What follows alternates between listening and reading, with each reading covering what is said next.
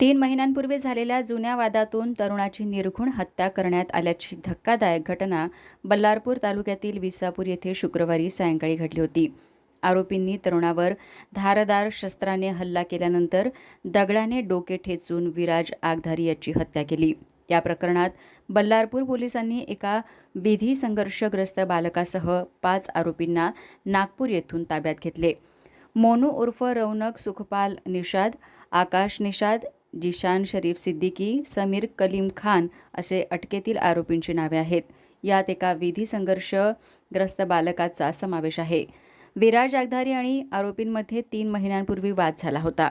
त्यानंतर दोन्ही गटांमध्ये वैमनस्य निर्माण झाले होते.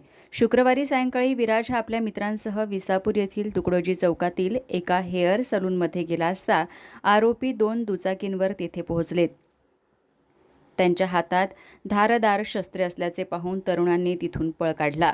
या दरम्यान आरोपींनी त्यांचा पाठलाग करून त्याच्यावर धारदार शस्त्राने सपासप वार केले. त्यानंतर गंभीर जखमी झालेल्या विराजच्या डोक्यावर दगडाने वार करून त्याला ठार मारण्यात आले. या हल्ल्यानंतर आरोपी घटनास्थळावरून दुचाकीने पसार झाले होते. घटनेचे गांभीर्य ओळखून पोलीस अधीक्षक आयुष नोपानी आणि अप्पर पोलीस अधीक्षक ईश्वर कातकडे यांनी घटनास्थळाला भेट दिली. तपासासाठी स्थानिक गुन्हे शाखेची 2 आणि बल्लारपूर पोलिसांची 3 पथके रवाना करण्यात आली होती.